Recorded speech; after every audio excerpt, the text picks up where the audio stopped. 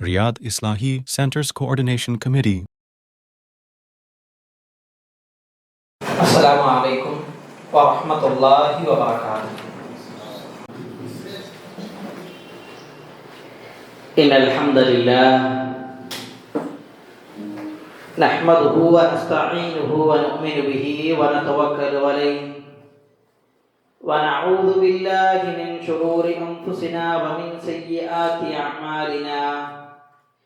من يهده الله فلا مضل له ومن يضلل فلا هادي له أشهد أن لا إله إلا الله وحده لا شريك له وأشهد أن محمدا عبده ورسوله أرسله بالهدى ودين الحق ليظهره على الدين كله ولو كره المشركون. اللهم صل على محمد وعلى آل محمد كما صليت على إبراهيم وعلى آل إبراهيم إنك حميد مجيد. اللهم بارك على محمد وعلى آل محمد كما باركت على إبراهيم وعلى آل إبراهيم إنك حميد مجيد. أما بعد فإن خير الكلام كلام الله وخير الهدي هدي محمد صلى الله عليه وسلم وشر الأمور محدثاتها وكل محدثة بدعة وكل بدعة ضلالة وكل ضلالة في النار. أعوذ بالله من الشيطان الرجيم. بسم الله الرحمن الرحيم. يا أيها الذين آمنوا اتقوا الله حق تقاته ولا تموتن إلا وأنتم مسلمون. يا أيها الناس أوصيكم وإياي أولا بتقوى الله. സ്നേഹം നിറഞ്ഞ പ്രിയപ്പെട്ട വിശ്വാസിനികളെ, സഹോദരി സഹോദരന്മാരെ, അല്ലാഹു സുബ്ഹാനഹു വ തആലയെ ജീവിതത്തിൻ്റെ എല്ലാ മേഖലയിലും സൂക്ഷിച്ചുകൊണ്ട് ജീവിക്കണമേ എന്ന് ആദ്യമായി എന്നോടും തുടർന്ന് നിങ്ങൾ ഓരോരുത്തരോടും ഉണർത്തുകയാണ്, വസിയ്യത്ത് ചെയ്യുകയാണ്. റബ്ബ് സുബ്ഹാനഹു വ തആല നമുക്ക് എല്ലാ ആളുകൾക്കും അതിന് തൗഫീഖ് നൽകി അനുഗ്രഹിക്കുമാറാകട്ടെ. അല്ലാഹുവിൻ്റെ അപാരമായ തൗഫീഖിനാൽ മഹാനായ റസൂലുള്ളാഹി സല്ലല്ലാഹു അലൈഹി വസല്ലമയുടെ ചരിത്രം മനസ്സിലാക്കുന്ന 23ാമത്തെ ക്ലാസ്സിലാണ് നാം ഒരുമിച്ച് കൂടിയിട്ടുള്ളത്. റഹ്മാനായ റബ്ബ് ഈ ഒരു ഇരുത്തം സ്വാലിഹായ സൽക്കർമ്മമായി പറയുന്ന എന്നിൽ നിന്നും കേൾക്കുന്ന നിങ്ങളിൽ നിന്നും സ്വീകരിക്കുമാറാകട്ടെ. കഴിഞ്ഞ ക്ലാസ്സുകളിൽ പ്രവാചകൻ സല്ലല്ലാഹു അലൈഹി വസല്ലമയുടെ പ്രിയ പത്നി ഖദീജ ബീവിയുടെയും റസൂലുള്ളാഹി സ്വല്ലല്ലാഹു അലൈഹി വസല്ലമയുടെ പിതൃവ്യൻ അബൂ ത്വാലിബിന്റെയും മരണങ്ങൾക്ക് ശേഷം നബി സല്ലല്ലാഹു അലൈഹി വസല്ലമക്ക് ബാഹ്യമായും ആന്തരികമായും പ്രവാചകൻ സല്ലല്ലാഹു അലൈഹി വസല്ലമ മക്കയിൽ ഒറ്റപ്പെട്ടു.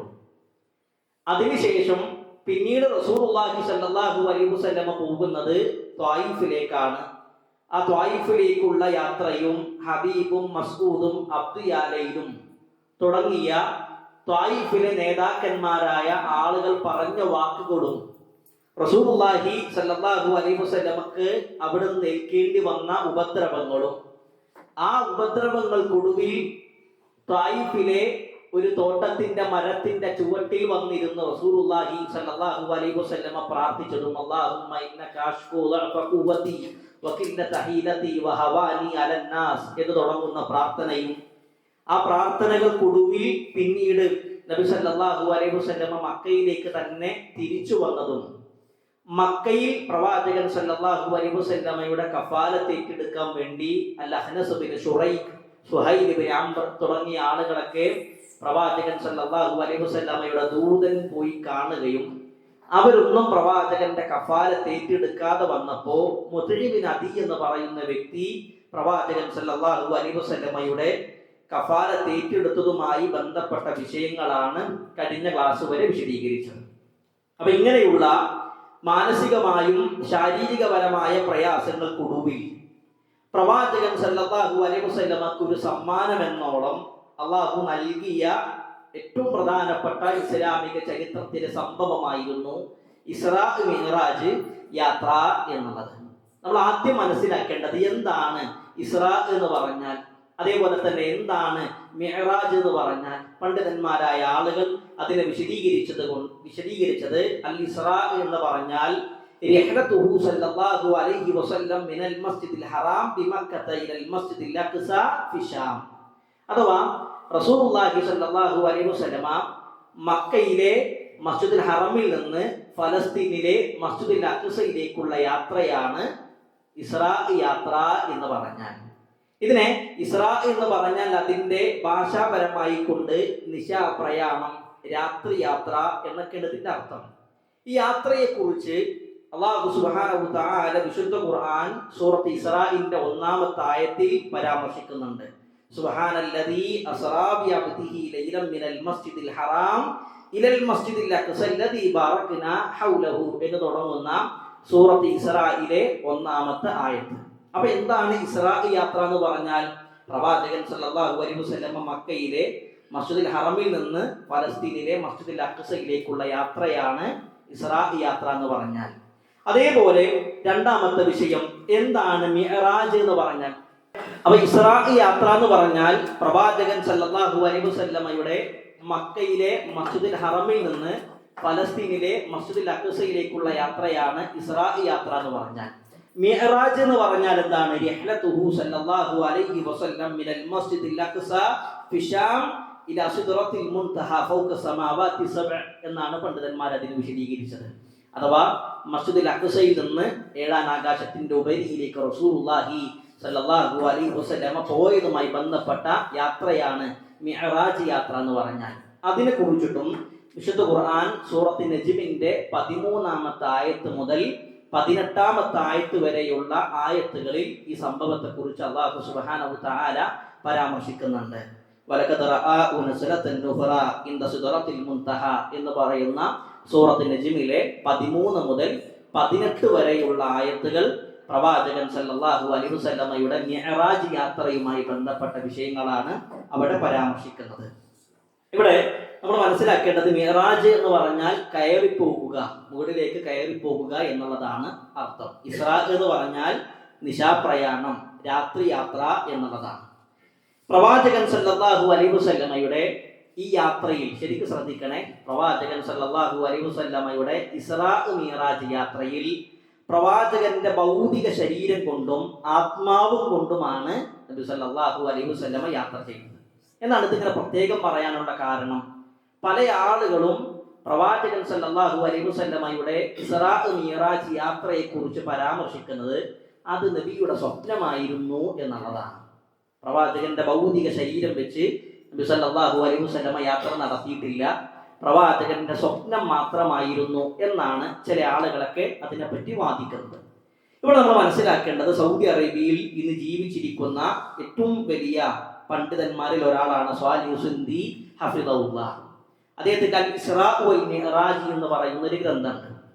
അദ്ദേഹം ഈ ഇസ്രാ മിഅ്റാജ് യാത്രയെ കുറിച്ചിട്ടൊക്കെ പരാമർശിച്ച് അദ്ദേഹം പറയുന്നൊരു വാക്കാണ്, ഇതിൽ പ്രവാചകൻ സല്ലല്ലാഹു അലൈഹി വസല്ലമയുടെ സ്വപ്നമാണ് ഇത്, പ്രവാചകൻ ഭൗതിക ശരീരം കൊണ്ട് യാത്ര ചെയ്തിട്ടില്ല എന്ന് പറയുന്ന ആളുകൾക്കുള്ള മറുപടിയായി ഷെയ്ഖ് പറയുന്നത് മഹാനായ അഹ്മദ് ബിൻ ഹംബൽ അശൈബാനി റഹ്മഹുള്ളയുടെ ഒരു വാക്കാണ്. അഹ്മദ് ബിൻ ഹംബൽ അശൈബാനി റഹ്മഹുള്ള പറയാണ്, ഹാദാ ഖൗലുൽ ജഹ്മിയ്യ, ഇത് ജഹ്മിയാക്കളായ ഇസ്ലാമിൽ നിന്ന് അഹ്ലുസുന്നയിൽ നിന്ന് വ്യതിചലിച്ചു പോയ തെറ്റിപ്പോയ ജഹ്മിയാക്കളായ ആളുകളുടെ വാദമാണ് പ്രവാചകൻ സല്ലല്ലാഹു അലൈഹി വസല്ലമയുടെ ഇസ്രാ മിഅ്റാജ് യാത്ര എന്ന് പറഞ്ഞാൽ അത് കേവലം സ്വപ്നം മാത്രമാണ് എന്നുള്ളത്. മഹാനായ ഷെയ്ഖുൽ ഇസ്ലാം ഇബ്നു തൈമിയ്യ റഹ്മഹുല്ലാഹ് അദ്ദേഹത്തിന്റെ ബയാനുൽ തൽബീസിൽ ജഹ്മിയ്യ എന്ന് പറയുന്ന ഗ്രന്ഥത്തിലും ഈ വിഷയം അദ്ദേഹം പരാമർശിക്കുന്നുണ്ട്. ഇവിടെയൊക്കെ പണ്ഡിതന്മാർ പറയുന്ന ഒരു വിഷയം എന്ന് പറഞ്ഞാൽ, പ്രവാചകൻ സല്ലല്ലാഹു അലൈഹി വസല്ലമയുടെ ഭൗതിക ശരീരം കൊണ്ടും ആത്മാവും കൊണ്ടും റൂഹും കൊണ്ടും പ്രവാചകൻ സല്ലല്ലാഹു അലൈഹി വസല്ലമ യാത്ര ചെയ്തിട്ടുണ്ട്. അതല്ലാതെ ഇസ്ലാമിൽ നിന്ന് വ്യതിചലിച്ചു പോയ ജഹ്മിയാക്കളായ ആളുകളുടെ വാദത്തെ പോലെ പ്രവാചകന്റെ ആ യാത്ര അത് കേവലം സ്വപ്നം മാത്രം ആയിരുന്നില്ല എന്നുള്ളതാണ്. ഇവിടെ ഇൻഷാ അല്ലാഹ് അല്ലാഹുവിന്റെ തൗഫീഖ് ഉണ്ടെങ്കിൽ ഇന്ന് വിശദീകരിക്കുന്നത് ഇസ്രാ എന്ന് പറയുന്ന മസ്ജിദുൽ ഹറമിൽ നിന്ന് മസ്ജിദുൽ അഖ്സയിലേക്കുള്ള യാത്ര മാത്രമാണ്. ബാക്കിയുള്ള വിഷയങ്ങൾ അല്ലാഹുവിന്റെ തൗഫീഖ് ഉണ്ടെങ്കിൽ അടുത്ത ക്ലാസ്സിൽ നമുക്ക് വിശദീകരിക്കാം. ഇവിടെ ആദ്യം മനസ്സിലാക്കേണ്ടത് സൂറത്ത് ഇസ്രായിലെ 1-ാമത്തെ ആയത്താണ്. ഈ ആയത്തൊന്ന് മനസ്സിരുത്തി വായിക്കുകയാണെങ്കിൽ ഒരുപാട് കാര്യങ്ങൾ നമുക്ക് ഇതിലൂടെ മനസ്സിലാക്കാൻ കഴിയുമെന്നുള്ളതാണ്. അള്ളാഹു ആദ്യം ഉപയോഗിക്കുന്ന പ്രയോഗം എന്താണ്? സുബ്ഹാന. അള്ളാഹു പരിശുദ്ധനാണ്. അള്ളാഹുവിനെ സ്വയം പരിശുദ്ധപ്പെടുത്തുകയാണ്. അല്ലദീ, എങ്ങനെയുള്ളവനാണ് അവൻ? അസ്റാ, രാപ്രയാണം നടത്തി. അസ്റാ യുസ്രി ഇസ്റാഉൻ, രാപ്രയാണം, രാത്രി യാത്രക്കാണ് അസ്റാ എന്നുള്ള പദം ഉപയോഗിക്കാറുള്ളത്. വിശുദ്ധ ഖുർആനിൽ ഈ അസ്റാ എന്നുള്ള പദം 5 തവണയാണ് ഉപയോഗിച്ചിട്ടുള്ളത്. വിശുദ്ധ ഖുർആനിൽ അസ്റാ എന്നുള്ള പദം 5 തവണയാണ്. മഹാനായ ലൂത്ത് നബി അലൈഹിസ്സലാത്തു വസ്സലാമിന്റെ ചരിത്രം പറഞ്ഞപ്പോൾ സൂറത്ത് ഹൂദിന്റെ 81-ാമത്തെ ആയത്തിൽ അല്ലാഹു സുബ്ഹാനഹു തആല പറയാണ്, ഫഅസിർ ബിഅഹ്ലിക ബിഖിത്ഇൻ മിനൽ ലൈൽ. അഥവാ ലൂത്ത് നബി അലൈഹിസ്സലാത്തു വസ്സലാമിന്റെ ജനത സ്വർഗ്ഗരതിക്ക് അടിമപ്പെട്ടപ്പോൾ ആ സമൂഹത്തെ നശിപ്പിക്കാൻ വേണ്ടി മലക്കുകൾ വന്ന സമയത്ത് ലൂത്ത് നബി അലൈഹിസ്സലാത്തു വസ്സലാമക്ക് അല്ലാഹു നൽകിയ നിർദ്ദേശമാണ് ലൂത്ത് നബിയോടും അദ്ദേഹത്തിൽ വിശ്വസിച്ച അദ്ദേഹത്തിന്റെ അഹിലുകാരായ ആളുകളോടും ആ നാട് വിട്ടുകൊണ്ട് പോകാൻ വേണ്ടി പറഞ്ഞപ്പോൾ അവിടെ ഉപയോഗിച്ചത് അസ്റാ എന്നുള്ള പദം ഉപയോഗിച്ചിട്ടുണ്ട്. മൂസാ നബി അലൈഹിസ്സലാത്തു വസ്സലാമിന്റെ ചരിത്രം പരാമർശിക്കുമ്പോൾ 3 തവണ അല്ലാഹു അസ്റാ എന്നുള്ള പദം ഉപയോഗിക്കുന്നുണ്ട്. സൂറത്ത് ത്വാഹയുടെ 77-ാമത്തെ ആയത്തിൽ അല്ലാഹു പറയാണ്, വലഖദ് ഔഹൈനാ ഇലാ മൂസാ അൻ അസിർ ബിഇബാദി. മൂസാ നബിയോടും അദ്ദേഹത്തിന്റെ അനുയായികളോടും രാത്രി ഇറങ്ങി രക്ഷപ്പെടാൻ പറഞ്ഞ സന്ദർഭം എന്നുള്ളതാണ്. അപ്പൊ പിന്നെ അതേപോലെ തന്നെ സൂറത്ത് ശുഅറയിലെ, സൂറത്ത് ദുഹാനിലൊക്കെ അല്ലാഹു സുബ്ഹാനഹു തആല അസ്റാ എന്നുള്ള പദം ഉപയോഗിച്ചിട്ടുണ്ട്. ഇവിടെ എന്തിനാണ് ഞാൻ വീണ്ടും ഇങ്ങനെ കുറച്ച് ഡീറ്റെയിൽ ആയിട്ട് പറയാനുള്ള കാരണം, ഇവിടെ അല്ലാഹു സുബ്ഹാനഹു തആല മറ്റു പ്രവാചകന്മാരെ സംബന്ധിച്ച് ഈ പദം ഉപയോഗിച്ചപ്പോൾ ശാരീരികപരമായി രാത്രി ഇറങ്ങി പുറപ്പെടുന്നതിനാണ് എന്ത് ഉപയോഗിച്ചത്? അസ്റാ എന്ന് ഉപയോഗിച്ചത്. അപ്പൊ മറ്റുള്ള പ്രവാചകൻ, ഇപ്പൊ ലൂത്ത് നബി അലൈഹിസ്സലാത്തു വസ്സലാം, മൂസാ നബി അലൈഹിസ്സലാത്തു വസ്സലാം തുടങ്ങിയ ആളുകളുടെ വിഷയം അല്ലാഹു സുബ്ഹാനഹു തആല പരാമർശിക്കുമ്പോൾ അവിടെ അസ്റാ എന്നുകൊണ്ട് ഉദ്ദേശം ഭൗതിക ശരീരം കൊണ്ട് രക്ഷപ്പെടാനാണെങ്കിൽ, പിന്നെ പ്രവാചകൻ സല്ലല്ലാഹു അലൈഹി വസല്ലമയുടെ വിഷയത്തിൽ ഇവിടെ അസ്റാ എന്ന് വരുമ്പോൾ പ്രവാചകൻ സ്വപ്നത്തിൽ പോയി എന്നുള്ളത് പറയാൻ പറ്റൂല. അപ്പൊ പ്രവാചകൻ സല്ലല്ലാഹു അലൈഹി വസല്ലമയുടെ യാത്രയും എന്തായിരുന്നു? പ്രവാചകന്റെ ഭൗതിക ശരീരം വെച്ചുള്ള യാത്രയായിരുന്നു, കേവലം സ്വപ്നം മാത്രമല്ല എന്നുള്ളത് ഈ വിഷയത്തിലൂടെ നമുക്ക് മനസ്സിലാക്കാൻ കഴിയും. പിന്നീട് അള്ളാഹു പറയാണ് ബിഅബ്ദിഹി, ആ യാത്ര ആരെ കൊണ്ടാണ്? അള്ളാഹുവിന്റെ അടിമയെ കൊണ്ടാണ്. ഇവിടെ അള്ളാഹു സുബ്ഹാനഹു തആല ബിനബിയിഹി ബിറസൂലിഹി എന്ന് ഉപയോഗിച്ചില്ല. ഇവിടെ ഉപയോഗിച്ച പദം എന്താണ്? എൻ്റെ അടിമ എന്നുള്ളതാണ്. നബി സല്ലല്ലാഹു അലൈഹി വസല്ലമയെ കുറിച്ച് അബ്ദുൻ എന്നുള്ളത് വിശുദ്ധ ഖുർആനിൽ 4 തവണയാണ് വന്നിട്ടുള്ളത്. സൂറത്ത് കഹ്ഫിന്റെ 1-ാമത്തെ ആയത്തിൽ അല്ലാഹു പറയാണ്, അൽഹംദുലില്ലാഹില്ലദീ അൻസല അലാ അബ്ദിഹിൽ കിതാബ വലം യജഅൽ ലഹു ഇവജാ എന്ന് തുടങ്ങുന്ന ആയത്ത് നമുക്ക് കാണാൻ കഴിയും. എന്നിട്ട് അല്ലാഹു സുബ്ഹാനഹു തആല പിന്നീട് ഉപയോഗിക്കുന്ന പ്രയോഗം നോക്കുകയാണെങ്കിൽ, സുബ്ഹാനല്ലദീ അസ്റാ ബിഅബ്ദിഹി ലൈലൻ. ഞാൻ നേരത്തെ പറഞ്ഞു അസ്റാ എന്ന് പറഞ്ഞാൽ അർത്ഥം എന്താ? രാത്രി യാത്ര നടത്തുക, രാപ്രയാണം നടത്തുക എന്നുള്ളതാണ്. പിന്നെ വീണ്ടും അല്ലാഹു ലൈലൻ, രാത്രി വീണ്ടും പറയാനുള്ള കാരണം, അഥവാ മലയാളത്തിൽ ഒരാളും രാത്രിയിൽ ഒരാൾ രാപ്രയാണം നടത്തി എന്ന് പറയാറില്ല. രാപ്രയാണം നടത്തി എന്ന് പറഞ്ഞാൽ തന്നെ അതിന്റെ അർത്ഥം എന്താ? രാത്രിയിൽ എന്നാണ്. അപ്പൊ ഇവിടെ പ്രവാചകൻ സല്ലല്ലാഹു അലൈഹി വസല്ലമ രാപ്രയാണം രാത്രിയിൽ 2 തവണ എന്തിനാണ് പരാമർശിക്കുന്നത്? അവിടെ പണ്ഡിതന്മാർ അതിനെ വിശദീകരിച്ചത്, രാത്രിയുടെ ഉടനീളമല്ല റസൂലുള്ളാഹി സല്ലല്ലാഹു അലൈഹി വസല്ലമ യാത്ര ചെയ്തത്.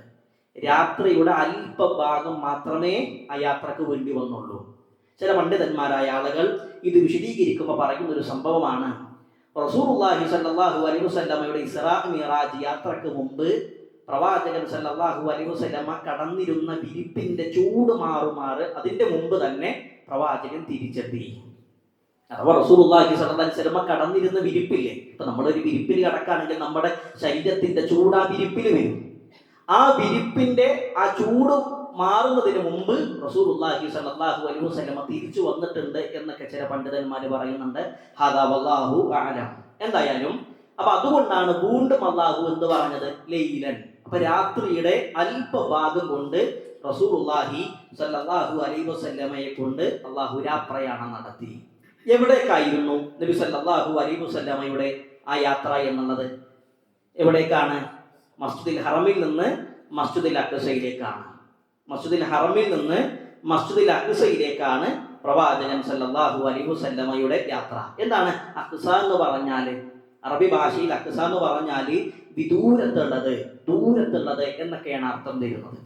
വിശുദ്ധ ഖുർആൻ സൂറത്ത് യാസീനിന്റെ 20-ാമത്തെ ആയത്തിലും അല്ലാഹു പറയുന്നുണ്ട്, വജാഅ മിൻ അഖ്സൽ മദീനതി.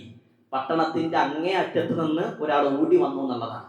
അപ്പൊ അങ്ങേ അറ്റത്ത്, ദൂരത്ത് നിന്ന്, വിദൂരത്ത് നിന്ന് എന്ന് ഉപയോഗിക്കുന്ന ഒരു പ്രയോഗമാണ് അഖ്സ എന്നുള്ളത്. അപ്പോൾ മസ്ജിദുൽ അഖ്സയിലേക്ക്, വിദൂരത്തുള്ള മസ്ജിദുൽ അഖ്സയിലേക്ക് റസൂലുള്ളാഹി സ്വല്ലല്ലാഹു അലൈഹി വസല്ലമ യാത്ര ചെയ്തു. മക്കയിൽ നിന്ന് ജെറൂസലേമിലേക്ക്, ഫലസ്തീനിലേക്ക് ഏകദേശം 1480 കിലോമീറ്റർ ഉണ്ട്. ഇന്ന് ഏറ്റവും വേഗത കൂടിയ വിമാനത്തിൽ പോവുകയാണെങ്കിലും 2-3 മണിക്കൂർ വേണ്ടി വരും.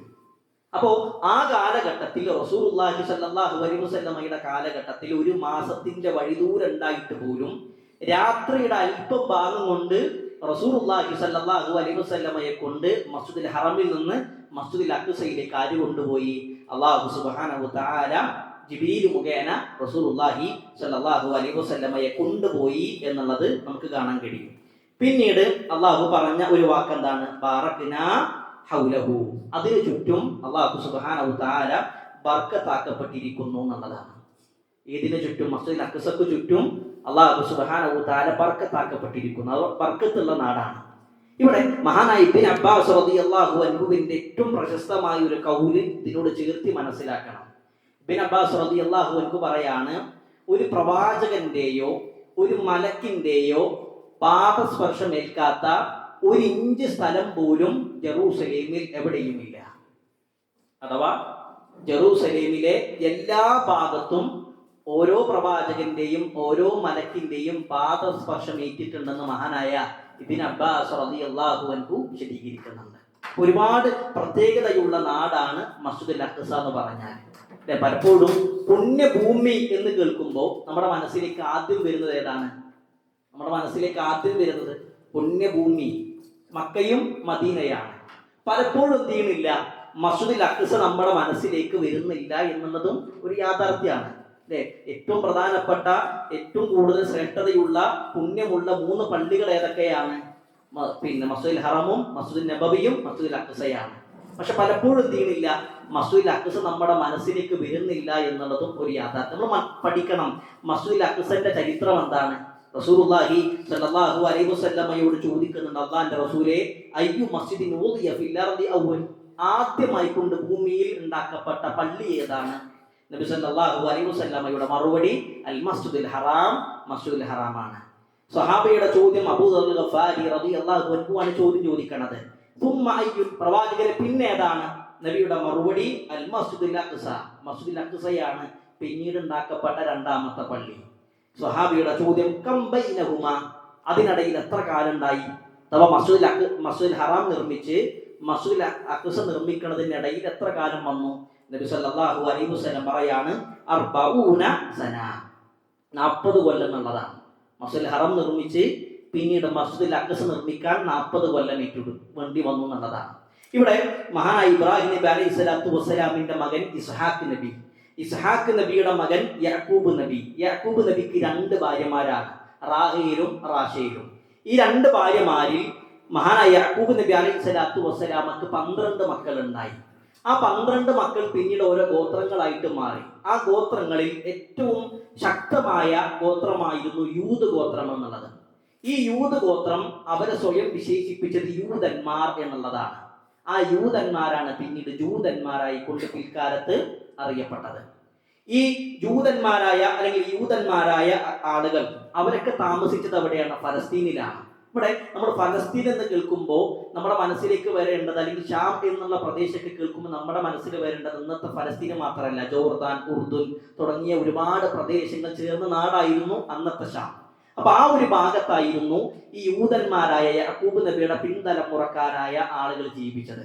പിന്നീട് യാക്കൂബ് നബിയുടെ മകനായ യൂസുഫ് നബി അലൈഹി സ്വലാത്തു വസ്സലാം മിസ്രിലെ, ഈജിപ്തിലെ മന്ത്രിയായി. നമുക്കൊക്കെ അറിയുന്ന ചരിത്രത്തിന് അതിലേക്ക് ഒന്നും പോണില്ല. അങ്ങനെ മിസ്രിലെ, ഈജിപ്തിലെ മന്ത്രിയായപ്പോൾ പിന്നീട് കുടുംബക്കാരൊക്കെ പിന്നെ യൂസുഫ് നബി അലൈഹി സ്വലാത്തു വസ്സലാം എവിടേക്ക് കൊണ്ടുപോയി? മിസ്രിലേക്ക് കൊണ്ടുപോയി. അപ്പൊ ആദ്യം ഫലസ്തീനിലായിരുന്നു, പക്ഷെ പിന്നീട് അവരെവിടെ താമസിക്കണത്? മിസ്രിലാണ്.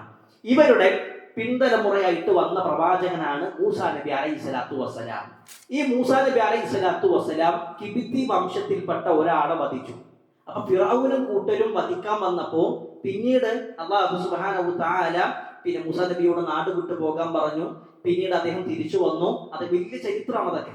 അങ്ങനെ ആ സംഭവങ്ങൾക്കൊക്കെ ശേഷം പിന്നീട് മൂസാ നബി അലൈഹി സ്വലാത്തു വസ്സലാമയോടും അദ്ദേഹത്തിൽ വിശ്വസിച്ച ആളുകളോടും അല്ലാഹു സുബ്ഹാനഹു തആല പ്രവേശിക്കാൻ പറയുന്ന നാട് ഏതാണ്? ഫലസ്തീനിലേക്കാണ്. അവരുടെ പഴയ നാട്ടിലേക്ക് തന്നെ വരാൻ വേണ്ടി പറഞ്ഞു. പക്ഷേ മൂസാ നബി അലൈഹി സ്വലാത്തു വസ്സലാമിന്റെ കൂടെ ഉണ്ടായിരുന്ന ആളുകൾ അതിന് സമ്മതിച്ചില്ല. ഇദ്ഹബ് അൻത വറബ്ബുക ഫഖാതിലാ ഇന്ന ഹൗനാ ഖാഇദൂൻ എന്നാണ് അവർ പറഞ്ഞത്. അഥവാ മൂസാ നബിയിൽ വിശ്വസിച്ച അല്ലെങ്കിൽ ബനു ഇസ്രായേലായ ജനത അവിടെ വെച്ച് പറഞ്ഞത്, നീയും നിന്റെ റബ്ബും പോയി യുദ്ധം ചെയ്തോ, ഞങ്ങൾ അവിടെ ഇരുന്നോളാം എന്നുള്ളതാണ്. അവരെ യൂഷബിന്നൂനും കാലിബിൻ യൂക്കിന്ന എന്ന് പറയുന്ന രണ്ടാളും മാത്രമാണ് മൂസാ നബിയുടെ കൂടെ അന്ന് യുദ്ധത്തിന് വേണ്ടി വന്നത്. അങ്ങനെ അല്ലാഹു സുബ്ഹാനഹു തആല ആ പുണ്യമാക്കപ്പെട്ട ഭൂമി അവർക്ക് 40 കൊല്ലം നിഷിദ്ധമാക്കി. അങ്ങനെ അവർ തീഹ് മരുഭൂമിയിൽ കഴിയാണ്. തീഹ് മരുഭൂമിയിൽ കഴിയുമ്പോഴാണ് മണ്ണും സൽവയൊക്കെ അവർക്ക് ഇറക്കി കൊടുക്കുന്നത്. അങ്ങനെ മൂസാ നബി അലൈഹി സ്വലാത്തു വസ്സലാമക്ക് എവിടെ കയറാൻ കഴിഞ്ഞില്ല? ഫലസ്തീനിൽ കയറാൻ കഴിഞ്ഞില്ല. മൂസാ നബിന്റെ ഒരു പ്രാർത്ഥനയുണ്ടായിരുന്നു.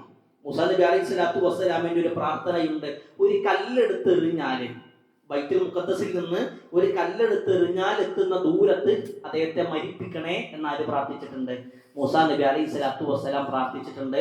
അതേപോലെ തന്നെ അദ്ദേഹം മരിക്കുന്നുണ്ട്. മഹാനായ സ്വഹീഹുൽ പിന്നെ ഇമാം മുസ്ലിം റഹ്മഹുല്ലാഹ് അദ്ദേഹത്തിന്റെ സ്വഹീഹുൽ മുസ്ലിമിൽ ഫളാഇലുൽ അംബിയ എന്ന് പറയുന്ന ബാബിന് കീഴിൽ കൊണ്ടുവന്ന ഹദീസിൽ റസൂലുള്ളാഹി സ്വല്ലല്ലാഹു അലൈഹി വസല്ലം പറയുന്നുണ്ട്, കസീബുൽ അഹ്മർ എന്ന് പറയുന്ന ചുവന്ന മൺകൂനയുള്ള ഭാഗത്ത് അദ്ദേഹത്തിന്റെ ഖബറുണ്ട്. എന്നിട്ട് സ്വഹാബത്തിനോട് പറയാണ്, ഞാൻ അവിടെ ഉണ്ടായിരുന്നുവെങ്കിൽ, ഇപ്പൊ അവിടെ ഉണ്ടായിരുന്നുവെങ്കിൽ നിങ്ങൾക്ക് ആ ഖബർ ഞാൻ കാണിച്ചു തരുമായിരുന്നു എന്നാര് പറഞ്ഞിട്ടുണ്ട്? റസൂലുള്ളാഹി സ്വല്ലല്ലാഹു അലൈഹി വസല്ലം പറഞ്ഞിട്ടുണ്ട്. ഇത് ഈ ഒരു കസീബുൽ അഹ്മർ എന്ന് പറയുന്ന വാക്ക് ഓർത്തു വെക്കണേ. ഞാൻ പിന്നീട് സൂചിപ്പിക്കും അത് എന്തിനാണ് പറഞ്ഞത് എന്നുള്ളത്, ഈ ചരിത്രം എന്തിനാണ് പറഞ്ഞത് എന്നുള്ളത് നിങ്ങൾക്ക് പിന്നീട് മനസ്സിലാക്കും. അപ്പോ ഈ യാത്ര എന്തിനു വേണ്ടിയിട്ടായിരുന്നു? റസൂലുള്ളാഹി യാത്രയിലേക്ക് വരാം. യാത്ര എന്തിനു വേണ്ടിയിട്ടായിരുന്നു? ലിനുരിയഹു മിൻ ആയാതിനാ, അല്ലാഹുവിന്റെ മഹത്തായ ദൃഷ്ടാന്തങ്ങൾ നബി സല്ലല്ലാഹു അലൈഹി വസല്ലമക്ക് കാണിച്ചു കൊടുക്കാൻ വേണ്ടിയിട്ടാണ് ഈ യാത്രയുള്ളത്. ഇവിടെ ഈ യാത്ര വിശദീകരിക്കുന്നതിന് മുമ്പ് നമ്മൾ മനസ്സിലാക്കേണ്ട ഗൗരവമേറിയ വിഷയം, ഇസ്ലാമിൽ ഏറ്റവും പ്രധാനപ്പെട്ട യാത്രയാണ് ഈ ഇസ്രാ മിഅ്റാജ് യാത്ര എന്നുള്ളത്. 20-ൽ പരം സ്വഹാബിമാരിൽ ഈ ഹദീസ് റിപ്പോർട്ട് ചെയ്തിട്ടുണ്ട്. ഇമാം ബുഖാരിയുടെ സ്വഹീഹ് ബുഖാരിയിലടക്കം 5ഓളം സ്വഹാബത്ത് വ്യത്യസ്ത റിപ്പോർട്ടുകൾ ഈ വിഷയത്തിൽ വന്നിട്ടുണ്ട്.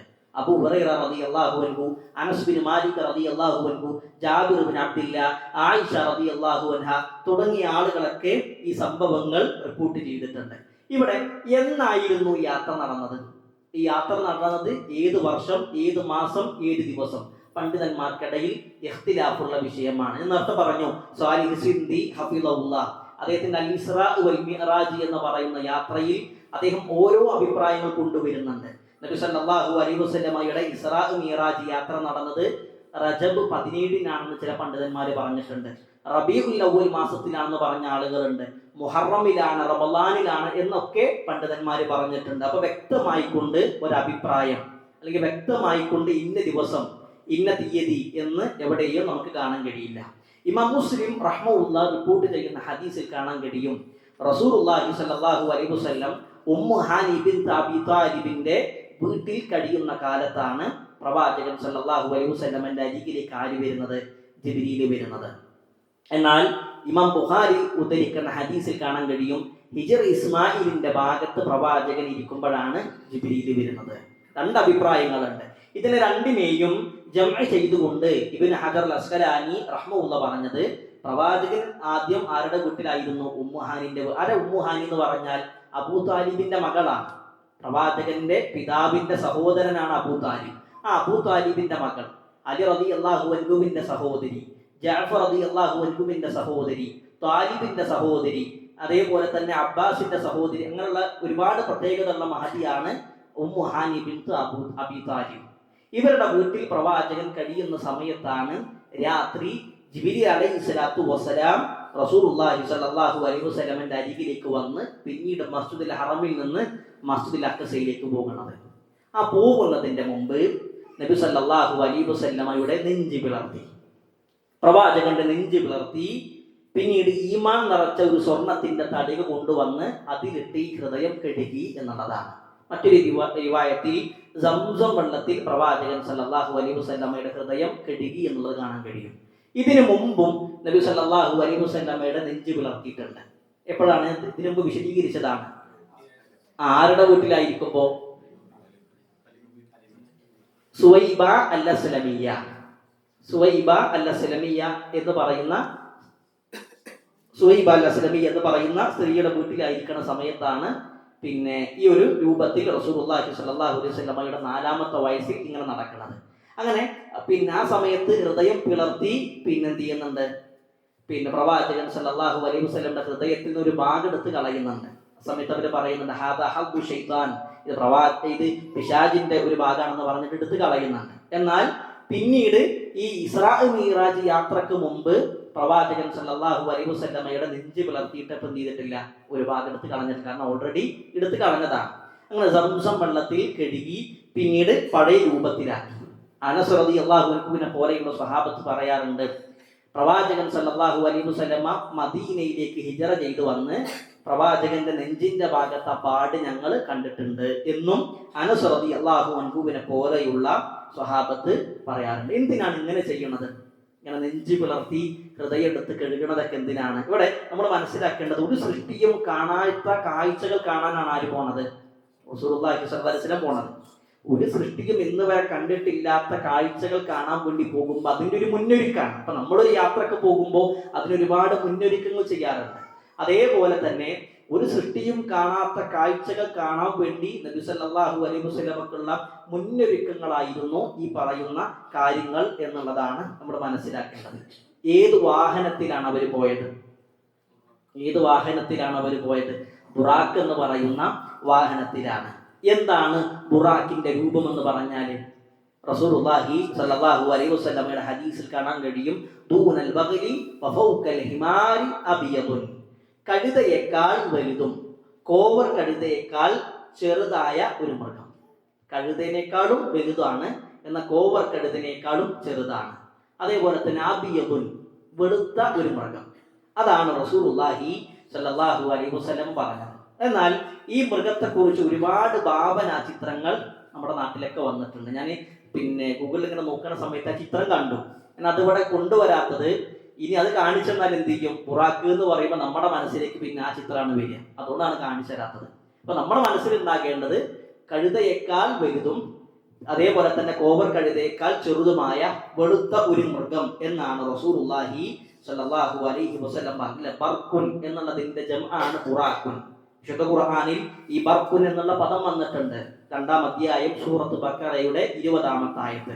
യകാദുൽ ബർഖു യഖ്തഫു അബ്സാറഹും, മിന്നൽ എന്നൊക്കെയാണ് ഇതിന്റെ അർത്ഥം. ഇവിടെ പിന്നെ ഈ ബുറാഖ് എന്ന് പറയുന്ന വാഹനത്തിന്റെ വേഗത എത്രയാണ്? അതും റസൂലുള്ളാഹി സ്വല്ലല്ലാഹു അലൈഹി വസല്ലം പറഞ്ഞു, യദഉ ഖതവഹു ഇൻദ അഖ്സാ തർഫിഹി, അതിന്റെ വേഗത എന്ന് പറഞ്ഞാൽ കണ്ണെത്തുന്ന ദൂരത്ത് അതിന്റെ കാലെടുത്ത് വെക്കാൻ കഴിയും. ഒരു വസ്തുവിന്റെ കണ്ണ് എവിടെ എത്തും അവിടെ അതിന്റെ കാലെടുത്ത് വെക്കാൻ കഴിയും. അത്രത്തോളം വേഗതയുള്ള മൃഗമായിരുന്നു ബുറാഖ് എന്ന് പറയുന്ന വാഹനം. അതിന്റെ പുറത്ത് കയറിയിട്ടാണ് റസൂലുള്ളാഹി സ്വല്ലല്ലാഹു അലൈഹി വസല്ലമയും ജിബ്രീലും കൂടി മസ്ജിദുൽ അഖ്സയിലേക്ക് പോകുന്നത്. ആ പോകുന്ന സമയത്ത് ഈ ബുറാഖ് എന്ന് പറയുന്ന വാഹനത്തിന്റെ പുറത്ത് കയറിയപ്പോൾ അതൊന്ന് കുതറി. ഏതൊരു മൃഗം അതിന്റെ പുറത്ത് കയറുമ്പോൾ ഒന്ന് കുതറും. ആ കുതറിയ സമയത്ത് ജിബ്രീൽ ആ പിന്നെ മൃഗത്തോട് പറഞ്ഞൊരു വാക്കാണ്, ഈ വ്യക്തിയേക്കാൾ മഹത്വമുള്ള ഒരാളും നിന്റെ പുറത്ത് കയറിയിട്ടില്ല എന്ന് പറഞ്ഞപ്പോൾ ആ മൃഗം എന്ത് ചെയ്തു? ശാന്തമായി എന്നുള്ളതും കാണാൻ കഴിയും. ആദ്യം അവർ പോണത് എവിടേക്കാണ്? മസ്ജിദുൽ അഖ്സയിലേക്കാണ് ആദ്യം പോകുന്നത്. മസ്ജിദുൽ അഖ്സന്റെ ഭാഗത്തേക്കാണ് പോകുന്നത്. ഈ പോകുന്ന വഴിയിൽ ശരിക്കും ശ്രദ്ധിക്കണം. ഇനി പോകുന്ന വഴിയിൽ മൂസാ നബി അലൈഹി സ്വലാത്തു വസ്സലാമിന്റെ ഖബറിനരികിലൂടെയാണ് അവർ പോയത് എന്നർത്ഥം പറഞ്ഞു. മൂസാ നബിന്റെ ഖബറ് വരെയാണ് ഞാൻ വിശദീകരിച്ചത്. അതെന്തിനാണ്? ഇനി ഇതിലേക്ക് മനസ്സിലാക്കാനാണ്. മൂസാ നബി അലൈഹി സ്വലാത്തു വസ്സലാമിന്റെ ഖബറിനരികിലൂടെ പ്രവാചകൻ സല്ലല്ലാഹു അലൈഹി വസല്ലം പോകുമ്പോൾ നബി പറഞ്ഞൊരു വാക്കാണ് അതൈതു വഫി റിവായത്തിൻ മറർത്തു. മറ്റൊരു റിവായത്തിൽ കാണാൻ പ്രവാചകൻ സല്ലല്ലാഹു അലൈഹി വസല്ലം അതിന്റെ അരികിലൂടെ പോയപ്പോൾ അലാ മൂസാ ലൈലത ഉസിയ ബി ഇൻദ കസീബിൽ അഹ്മർ. കസീബുൽ അഹ്മറിന്റെ ഭാഗത്തൂടെ, കസീബുൽ അഹ്മർ എന്ന് പറഞ്ഞാൽ ഒരു ചുവന്ന മൺകൂന എന്നുള്ളതാണ്. മൂസാ നബിന്റെ ഖബർ മനസ്സിലാക്കാൻ വേണ്ടി സ്വഹാബത്തിന് നബി സല്ലല്ലാഹു അലൈഹി വസല്ലം പറഞ്ഞു കൊടുത്ത അടയാളാണ് ചുവന്ന മൺകൂന. ചുവന്ന മൺകൂന എന്നുള്ളതാണ്. അതിനരികിലൂടെ നബി സല്ലല്ലാഹു അലൈഹി വസല്ലം പോയപ്പോൾ വഹുവ ഖായിമുൻ യുസല്ലി ഫീ ഖബരിഹി, മൂസാ നബി അലൈഹി സ്വലാത്തു വസ്സലാം അവിടെ നിന്ന് നിസ്കരിക്കുന്നുണ്ട്. ഈ രംഗം ആര് കണ്ടു? റസൂലുള്ളാഹി സ്വല്ലല്ലാഹു അലൈഹി വസല്ലം കണ്ടു എന്ന് ഇമാം മുസ്ലിം റഹ്മഹുല്ലാഹ് റിപ്പോർട്ട് ചെയ്യുന്ന അനസ് ബിൻ മാലിക് റളിയല്ലാഹു അൻഹു നിവേദനം ചെയ്യുന്ന ഹദീസിൽ നമുക്ക് കാണാൻ കഴിയും. അപ്പൊ എങ്ങനെയാണ് അവിടെ നിസ്കരിക്കുക? മൂസാ നബി മരണപ്പെട്ടതല്ലേ, ഖബറിൽ നിസ്കരിക്കോ? അല്ലാഹു അഅലം, നമുക്കറിയില്ല. റസൂലുള്ളാഹിന്റെ ഹദീസിൽ ഇത് വന്നതായി കൊണ്ട് കാണാൻ കഴിയും. എന്തായാലും മൂസാ നബി അലൈഹി സ്വലാത്തു വസ്സലാമിന്റെ ഖബറിനരികിലൂടെ പോയി അവർ അവസാനം എവിടെ എത്തി? മസ്ജിദുൽ അഖ്സന്റെ ഭാഗത്തെത്തി. മസ്ജിദുൽ അഖ്സയിലെത്തിയപ്പോൾ ഇമാം തുർമുദി റഹ്മഹുല്ലാഹ് റിപ്പോർട്ട് ചെയ്യുന്ന ഹദീസിൽ കാണാൻ കഴിയും, കല്ലിലൊരു ദ്വാരം ഉണ്ടാക്കി അതിന്മേൽ ഈ ബുറാക്കിനെ ബന്ധിച്ചു എന്നുള്ളത് കാണാൻ കഴിയും. കല്ലിലൊരു ദ്വാരം ഉണ്ടാക്കിയിട്ട് അതിന്റെ മേൽ എന്ത് ചെയ്തു? ഈ ബുറാഖ് എന്ന് പറയുന്ന മൃഗത്തെ ബന്ധിച്ചു എന്നുള്ളതും ഇമാം മുസ്ലിം റഹ്മഹുല്ലാഹ് ഉദ്ധരിക്കുന്ന റിപ്പോർട്ടിൽ കാണാൻ കഴിയും. എല്ലാ പ്രവാചകന്മാരും ബന്ധിക്കാറുണ്ടായിരുന്ന ഒരു വളയത്തിൽ ഈ ബുറാഖ് എന്ന് പറയുന്ന മൃഗത്തെ ബന്ധിച്ചു എന്നുള്ളതും കാണാൻ കഴിയും. എന്തായാലും പ്രവാചകൻ സല്ലല്ലാഹു അലൈഹി വസല്ലമ മസ്ജിദുൽ അഖ്സന്റെ ഉള്ളിലേക്ക് കയറി 2 റക്അത്ത് നിസ്കരിച്ചു. 2 റക്അത്ത് നിസ്കരിച്ചതിന് ശേഷം പുറകിലേക്ക് തിരിഞ്ഞപ്പോൾ ലോകത്തേക്ക് അയക്കപ്പെട്ട മുഴുവൻ പ്രവാചകന്മാരും നിൽക്കുന്നത് കണ്ടു എന്നുള്ളതാണ്. സുബ്ഹാനല്ലാഹ്. അപ്പോൾ ലോകത്ത് കടന്നു വന്ന 1,00,000-ൽ പരം പ്രവാചകന്മാരെ റസൂലുള്ളാഹി സ്വല്ലല്ലാഹു അലൈഹി വസല്ലമ അവിടെ വെച്ച് കണ്ടു. അവരെല്ലാ ആളുകളെയും കണ്ടതിന് ശേഷം നബിയോട് ഈ പ്രവാചകന്മാർക്ക് ഇമാമ് നിൽക്കാൻ ആവശ്യപ്പെട്ടു. അവർക്ക് ഇമാമായിക്കൊണ്ട് മുമ്പിൽ ഇമാമായി നിന്നത് ആരാണ്? റസൂലുള്ളാഹി സ്വല്ലല്ലാഹു അലൈഹി വസല്ലം. ബാക്കിയുള്ള പ്രവാചകന്മാരോ എല്ലാ ആളുകളും ഒരേ സ്വപ്പിൽ നിന്നു. ഓരോ സ്വപ്പിൽ നിന്നു. അവർക്ക് ഇമാമായിക്കൊണ്ട് റസൂലുള്ളാഹി സ്വല്ലല്ലാഹു അലൈഹി വസല്ലമ നിന്നു എന്നുള്ളത് കാണാൻ കഴിയും. ഇവിടെ നമ്മൾ മനസ്സിലാക്കേണ്ടത് ഓരോ പ്രവാചകന്മാരും ഓരോ സമൂഹമാണ്. ആദം നബി ഒരു സമൂഹത്തിന്റെ പ്രതിനിധാനം ചെയ്യുന്ന ഒരാളാണ്. നൂഹ് നബി അദ്ദേഹം പ്രതിനിധാനം ചെയ്യുന്നത് എന്താണ്? ഒരു സമൂഹത്തെയാണ്. ഹൂദ് നബിന്റെയും മൂസാ നബിന്റെയും ഈസാ നബിന്റെ ഒക്കെ അവര് നിൽക്കുന്നത്, അല്ലെങ്കിൽ ആ ഓരോ പ്രവാചകന്റെയും അവര് നിൽക്കുന്നത് ഓരോ സമൂഹത്തെ പ്രതിനിധാനം ചെയ്തുകൊണ്ടാണ് അവര് നിൽക്കുന്നത് എന്നുള്ളത് കൂടി മനസ്സിലാക്കണം. അപ്പോൾ ലോകത്ത് വന്ന എല്ലാ സമൂഹത്തിന്റെയും എല്ലാ ഉമ്മത്തിന്റെയും ഇമാമായിരുന്നത് ആരാണ്? ഹബീബുനാ റസൂലുള്ളാഹി സ്വല്ലല്ലാഹു അലൈഹി വസല്ലം എന്നാണ്. അതുകൊണ്ടാണ് റസൂലുള്ളാഹി സ്വല്ലല്ലാഹു അലൈഹി വസല്ലം ഒരിക്കൽ പറഞ്ഞ ഒരു ഹദീസിൽ കാണാൻ കഴിയും, അന സയ്യിദു ഉലിദ ആദം, ആദം സന്തതികളുടെ നേതാവാണ് ഞാൻ. അല്ല ഫഖ്റുൻ, പൊങ്ങച്ചുകൊണ്ട് പറയല്ല, അഹങ്കാരം കൊണ്ട് പറയല്ല, ആദം സന്തതികളുടെ നേതാവാണ് ഞാൻ. ഖബറിൽ നിന്ന് ആദ്യം ഉയർത്തെഴുന്നേൽക്കുന്നതും ഞാനാണ് എന്നൊക്കെ നബി സല്ലല്ലാഹു അലൈഹി വസല്ലമ പറയുന്നതായി കൊണ്ട് കാണാൻ കഴിയും. അപ്പോൾ നമ്മളിവിടെ മനസ്സിലാക്കേണ്ടത്, മുസ്ലിമീങ്ങൾ പ്രവാചകൻ സല്ലല്ലാഹു അലൈഹി വസല്ലമയുടെ ഈ ഇസ്രാ മിഅ്റാജ് യാത്ര കഴിഞ്ഞ് പിന്നീട് തിരിച്ചു വന്ന് 2 വർഷം പ്രവാചകൻ സല്ലല്ലാഹു അലൈഹി വസല്ലമ മക്കയിൽ ജീവിച്ചു. പിന്നീട് ഹിജറ നടന്നു. ആ ഹിജറയ്ക്ക് ശേഷം 15 16 മാസം പിന്നീട് നബി സല്ലല്ലാഹു അലൈഹി വസല്ലമ കിബില തിരിഞ്ഞു നിന്നത് ഏത് ഭാഗത്തേക്കാണ്? മസ്ജിദുൽ അഖ്സയിലേക്കാണ്. മസ്ജിദുൽ അഖ്സയിലേക്കാണ് അത്ര കാലം. അഥവാ അതിന് മുമ്പും ഈ യാത്ര കഴിഞ്ഞ് തിരിച്ചു വന്നിട്ടും പിന്നീട് ഹിജറ ചെയ്തിട്ടും ഹിജറയ്ക്ക് ശേഷം ഒരു 15 16 മാസോ പ്രവാചകൻ സല്ലല്ലാഹു അലൈഹി വസല്ലമ തിരിഞ്ഞു നിന്നത് മസ്ജിദുൽ അഖ്സയിലേക്കാണ്. അതിനുശേഷമാണ് പിന്നീട് എന്ത് പറയുന്നത്? മസ്ജിദുൽ ഹറമിലേക്ക് തിരിഞ്ഞു നിൽക്കാൻ പ്രവാചകൻ സല്ലല്ലാഹു അലൈഹി വസല്ലമക്ക് അനുവാദം കൊടുക്കുന്നത്. എന്തുകൊണ്ടായിരിക്കും മസ്ജിദുൽ അഖ്സയിലേക്ക് തിരിഞ്ഞു നിൽക്കാൻ നബിയോട് കൽപ്പിച്ചത്? ആദ്യം തന്നെ അള്ളാഹ് മസ്ജിദുൽ ഹറമിലേക്ക് തിരിഞ്ഞു നിന്നാൻ പറഞ്ഞൂടെ? പക്ഷേ ആദ്യം ഇവിടെ മസ്ജിദുൽ അഖ്സയിലേക്ക് തിരിഞ്ഞു നിൽക്കാനുള്ള കാരണം ലോകത്തുള്ള ഏറ്റവും 3 പ്രധാനപ്പെട്ട സെമിറ്റിക് മതങ്ങളിലും ഏറ്റവും പുണ്യമായി കാണുന്ന പ്രദേശമാണ് മസ്ജിദുൽ അഖ്സ എന്നുള്ളത്. ജൂതന്മാരും ക്രിസ്ത്യാനികളും മുസ്ലിമീങ്ങളും എല്ലാ ആളുകളും അംഗീകരിക്കുന്ന നാടാണ് മസ്ജിദുൽ അഖ്സ എന്നുള്ളത്. അപ്പൊ പ്രവാചകൻ സല്ലല്ലാഹു അലൈഹി വസല്ലമ കൊണ്ടുവന്ന ആദർശം അത് പുത്തൻ ആദർശമൊന്നല്ല, അത് നിങ്ങളുടെ മുൻഗാമികളായ പ്രവാചകന്മാർ പറഞ്ഞ അതേ ആദർശമാണ് എന്ന് അവർക്ക് ബോധ്യപ്പെടുത്താൻ വേണ്ടിയിട്ടാണ് ആദ്യകാലങ്ങളിൽ എന്ത് ചെയ്യണത്, മസ്ജിദുൽ അഖ്സയിലേക്ക് തിരിഞ്ഞു നിൽക്കാൻ പറയുന്നത്. അങ്ങനെ തിരിഞ്ഞു നിന്നു. പിന്നീട് നബി സല്ലല്ലാഹു അലൈഹി വസല്ലമയോട് മസ്ജിദുൽ ഹറമിലേക്ക് തിരിയാൻ പറഞ്ഞു. അങ്ങനെ 2 കിബിലുള്ള പള്ളി എന്നുള്ള നമുക്ക് മദീനത്ത് കാണാൻ കഴിയും. ഇതാണ് മസ്ജിദുൽ കിബിലത്തെയും, അത് മസ്ജിദുൽ അഖ്സയിലേക്കും പിന്നീട് അള്ളാഹിന്റെ നിർദ്ദേശപ്രകാരം മസ്ജിദുൽ ഹറമിലേക്കും തിരിഞ്ഞു നിന്ന പള്ളി എന്ന് കാണുന്നത് മദീനയിലെ മസ്ജിദുൽ കിബിലത്തെയും എന്ന് പറയുന്ന പള്ളിയാണ്. എന്തായാലും പിന്നീട് മസ്ജിദുൽ ഹറമിലേക്കാണ് തിരിഞ്ഞു നിൽക്കാൻ അള്ളാഹു കൽപ്പിച്ചത്. അതിനെപ്പോഴും ആലോചിക്കുന്ന ഒരു കാര്യമാണ്. പിന്നെ അള്ളാഹു കൽപ്പിച്ചത് ഏതിലേക്കാണ്? മസ്ജിദുൽ ഹറമിലേക്ക്. ആ മസ്ജിദുൽ ഹറം നിർമ്മിച്ചത് ആരാണ്? ഇബ്രാഹിം നബിയും മകൻ ഇസ്മായിൽ നബിയാണ്. ഇബ്രാഹിം നബി 3 സെമിറ്റിക് മതങ്ങളും ഒരുപോലെ അംഗീകരിക്കുന്ന പ്രവാചകനാണ്. ഇബ്രാഹിം നബി അലൈഹി സ്വലാത്തു വസ്സലാം 3 സെമിറ്റിക് മതങ്ങളും അംഗീകരിക്കുന്ന ഏക പ്രവാചകൻ ആരാണ്? ഇബ്രാഹിം നബി.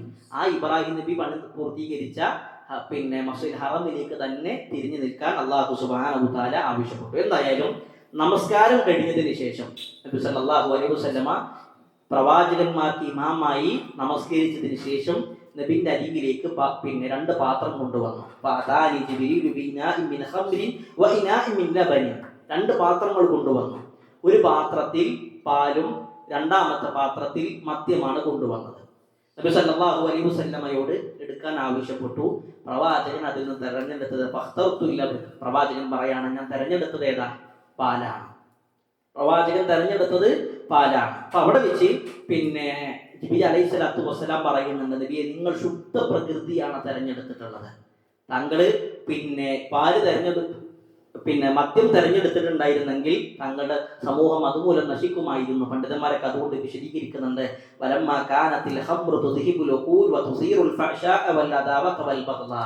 മദ്യം എന്നുള്ളത് അവരുടെ ബുദ്ധി മറച്ചു കളയുന്നതാണ്. ഹംറുൻ എന്ന പദത്തിന്റെ അർത്ഥം തന്നെ എന്താ? മറക്കുക എന്നുള്ളതാണ്. ഹംറുൻ എന്നുള്ള പദത്തിന്റെ മലയാളം മറക്കുക എന്നുള്ളതാണ്. അതുകൊണ്ടാണ് സ്ത്രീകളായ ആളുകളുടെ മുഖമനക്കനക്ക് എന്താ പറയാ?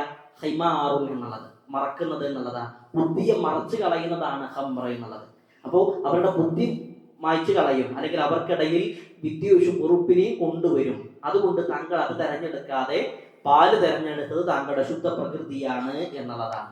ആ പാല് റസൂലുള്ളാഹി സ്വല്ലല്ലാഹു അലൈഹി വസല്ലമ കുടിച്ചു. അതിനുശേഷം പിന്നീട് എന്താ ആരംഭിക്കാണ്? മിഅ്റാജ് യാത്ര ആരംഭിക്കാണ്.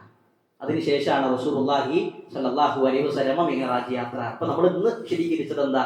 ഇസ്രാ യാത്രയെ കുറിച്ച് മാത്രമാണ്. ഇൻഷാ അല്ലാഹുവിന്റെ തൗഫീഖ് ഉണ്ടെങ്കിൽ അടുത്ത ക്ലാസ്സിൽ മിഅ്റാജ് യാത്ര, മിഅ്റാജ് യാത്രയിൽ നബി സല്ലല്ലാഹു അലൈഹി വസല്ലമ ഓരോ ആകാശത്തേക്കും കയറി പോകുന്നുണ്ട്.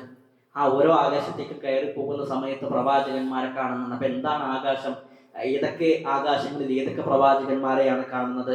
അതേപോലെ തന്നെ സ്വർഗം കണ്ടു, നരകം കണ്ടു എന്നൊക്കെ നബി സല്ലല്ലാഹു അലൈഹി വസല്ലം പറയുന്നുണ്ട്. അതുകൊണ്ടാണ് പ്രവാചകൻ സല്ലല്ലാഹു അലൈഹി വസല്ലം പറഞ്ഞത്, ഞാൻ അറിഞ്ഞത് നിങ്ങൾ എങ്ങാനും അറിഞ്ഞിരുന്നുവെങ്കിൽ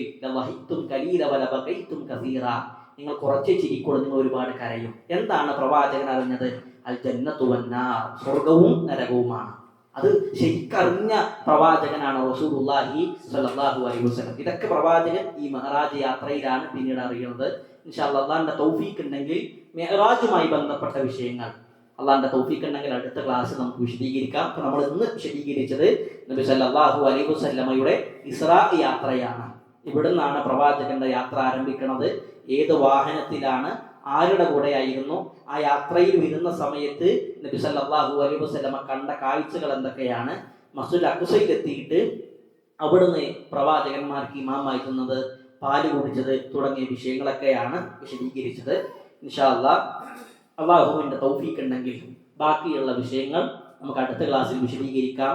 റഹ്മാനായ റബ്ബ് ദീൻ അധികമായി പഠിക്കാനും പഠിക്കുന്ന കാര്യങ്ങൾ ജീവിതത്തിന്റെ ഭാഗമാക്കാനും പറയുന്ന എനിക്കും കേൾക്കുന്ന നിങ്ങൾക്കും തൗഫീഖ് നൽകി അനുഗ്രഹിക്കുമാറാകട്ടെ. നമ്മളിന്ന് വന്നു പോയിട്ടുള്ള ചെറുതും വലുതുമായ തെറ്റുകുറ്റങ്ങൾ അവൻ പുറത്ത് മാപ്പാക്കി തീരുമാറാകട്ടെ. നമ്മൾ മരണപ്പെട്ടവരുടെ കബറിടം അവൻ വിശാലമാക്കി കൊടുക്കുമാറാകട്ടെ.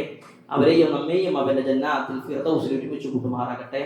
اللهم اجرنا من النار اللهم اجرنا من النار اللهم اجرنا من النار ربنا آتنا في الدنيا حسنة وفي الآخرة حسنة وقنا عذاب النار آمين آمين برحمتك يا أرحم الراحمين والحمد لله رب العالمين. السلام عليكم ورحمة الله وبركاته.